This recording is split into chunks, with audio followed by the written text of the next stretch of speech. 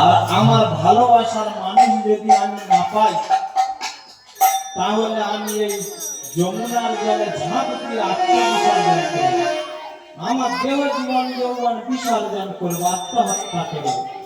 শুক্রাচার্য শুনে বলছে, ও সর্বনাশ, আমার একটি মাত্র আদরের কন্যা, আর যদি তার কিছু হয়ে যায় তাহলে আমার উপায় কি হবে? তার কন্যা ছুটে গিয়ে পিতার গোড়া জড়িয়ে ধরে আদর করে বলছে, পিতা, তোমার কাছে তো মৃত সঞ্জীবনী বিদ্যা আছে, তুমি প্রয়োগ করে একবার ডাকলে তো সে সামনে এসে যাবে।